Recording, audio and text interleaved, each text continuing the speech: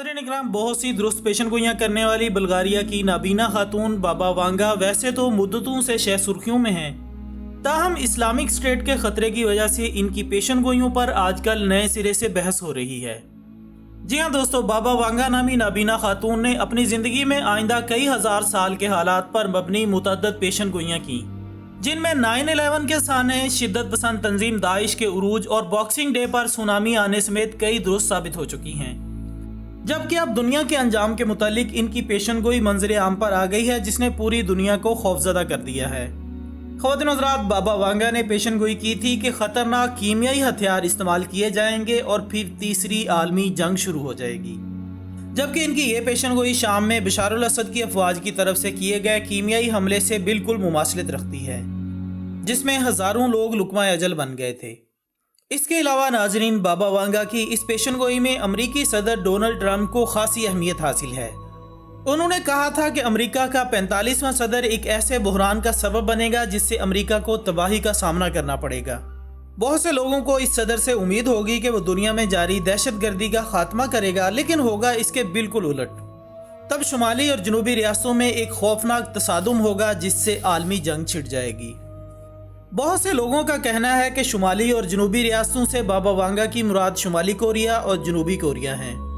नाज़रीन इकराम, बाबा वांगा ने मजीद पेशन गोई की थी कि तीसरी आलमी जंग से कबल 4 ममालिक के सरबराहों को कत्ल करने की कोशिश की जाएगी, जिसके नतीजे में आलमी जंग शुरू होगी।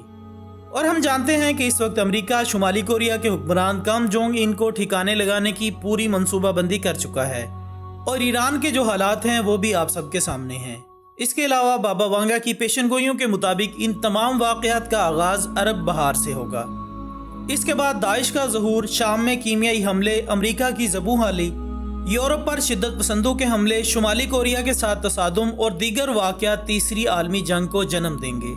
ख़वातीन हज़रात, अगर बाबा वांगा की पेशन गोइयों से मुस्लिम दुनिया के किरदार का पता लगाया जाए तो इनकी पेशन गोई के मुताबिक मुस्लिम दुनिया को यूरोप के दुश्मनों का सामना होगा, जो न सिर्फ इन्हें कमज़ोर करने की कोशिश करेंगे बल्कि इनके साथ मुख्तलिफ हथकंडे इस्तेमाल करते हुए इन पर अपनी हुक्मरानी जमाने की कोशिश करेंगे, जिससे इख्तिलाफात मज़ीद बढ़ेंगे जो कि तीसरी आलमी जंग का सबब बनेंगे। इसके अलावा बाबा वांगा का कहना था कि सन 2020 में चाइना सुपर पावर बन जाएगा और टेक्नोलॉजी का ये आलम होगा कि इंसान तवानाई का एक नया ज़रिया तलाश कर लेगा। अनाज की कमी ख़त्म होना शुरू हो जाएगी, जबकि सियारे ज़ोहरा की जानिब एक इंसानी खलाई मिशन भेजा जाएगा। दुनिया में इस कदर तरक्की होगी कि इंसान अपनी मर्जी के मुताबिक इंसानी आज़ा बना सकेगा, जबकि आज़ा की तब्दीली अमराज के इलाज का एक अहम ज़रिया बन जाएगी। इसके अलावा इंसान पानी के अंदर रिहायशी बस्तियाँ बना लेगा। इन बस्तियों में तवानाई और खुराक की फराहमी के वैसे ही इंतज़ामात होंगे जैसे ज़मीन पर होंगे। जबकि मुस्तकबिल की पेशन गोइयाँ करते हुए बाबा वांगा का कहना था कि सन 2044 में मुसलमानों को बरे-आज़म यूरोप पर कंट्रोल हासिल हो जाएगा। यूरोप के ज़्यादातर हिस्से खिलाफत के तहत आ जाएंगे और इसका मरकज़ रूम होगा। दोस्तों, ये इस खातून की पेशन गोइयाँ हैं जो बल्गारिया में पैदा हुई, और कहा जाता है कि उन्होंने अब तक जो भी पेशन गोइयाँ की, इनमें बेशतर तो वक्त गुजरने के साथ साथ सच साबित हो चुकी हैं, लेकिन आने वाले वक्तों में क्या होगा ये तो अल्लाह ही बेहतर जानता है। और आखिर में दुआ है कि अल्लाह ताला आलम इस्लाम पर रहम फरमाए और पूरी दुनिया में इस्लाम का बोलबाला फरमाए। आमीन सुम्मा आमीन। इसी दुआ के साथ हमारी आज की इस वीडियो का इख्तिताम होता है। वीडियो के बारे में अपनी राय ज़रूर दीजिएगा और इस वीडियो को शेयर भी कीजिएगा।